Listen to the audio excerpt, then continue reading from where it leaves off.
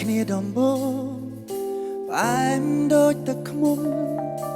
ចុងក្រោយនៅតែយំប្រវត្តិដដែលស្នេហ៍សុទ្ធតែបែបនេះឬមួយក៏យ៉ាងណាសួរទៅកែវសូរ៉ាដោយការរវើរវីសើទៅតែជាចាំស្ទើរស្លាប់ទៅទាំងរូបរកូនអើយទាំងអស់ហើយគេដល់ដៃដូចជាបទចម្រៀងដែលលែងមានដូចត្រី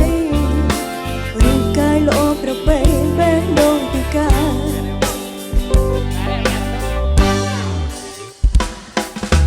ទឹកភ្នែកដក់នៅលើម៉ាស្ការ៉ាស្រក់ចូលក្នុងកែវស្រានរណាទទួលខកត្រូវអូលៀបក្រែមក្រហមឆ្អៅរោគវាលក្នុងពណ៌ខ្មៅអង្គុយសោកសៅអ្នកឯងបងក៏តែជាអ្នកដតីបានត្រឹមលេងតន្ត្រីកំដរពីចំងាដែលអធិប្បាយគ្រាន់ចង់ឲ្យវល់រសាយការខ្វល់ខ្វាយក្នុងចិត្ត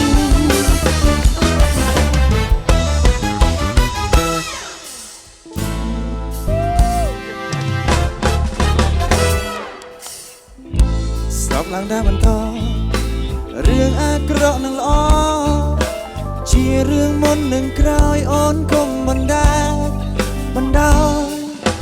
ឲ្យការខូចចិត្តដឹកនាំលើគំនិតគិតកាន់តែលិចលង់ផងកាន់តែជ្រៅខូចចិត្តមិនជាចាំឈឺក៏វាមិនស្លាប់ពេលនេះគ្រាន់ចង់ប្រាំឲ្យអូនរឹងមាំជាងមុនគួរកាន់យ៉ាងដែលទៅកាន់ខ្លួនយ៉ាងដែលនៅធ្វើអ្វីដែលត្រឹមត្រូវសម្រាប់ខ្លួនឯងធ្វើអ្វីដែលត្រឹមត្រូវសម្រាប់ខ្លួនឯង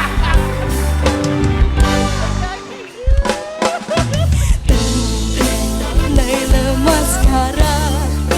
ស្រក់ចូលក្នុងកែវស្រានរណាទទួលខុសត្រូវអូរៀបក្រែមក្រហមឆ្អៅរោគវាលក្នុងពណ៌ខ្មៅអង្គុយសោកសៅម្នាក់ឯងបងគ្រាន់តែជាអ្នកដទៃបានត្រឹមលេងតន្ត្រីកំដរពីចំងាយអូពាក្យដែលអធិប្បាយគ្រាន់ចង់ឲ្យអូនរសាយការខ្វល់ខ្វាយក្នុងចិត្ត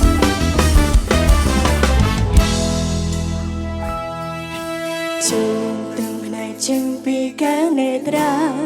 កុំឲ្យខូចម៉ាស្ការ៉ាដោយសារមនុស្សចិនមិនស្មោះអូ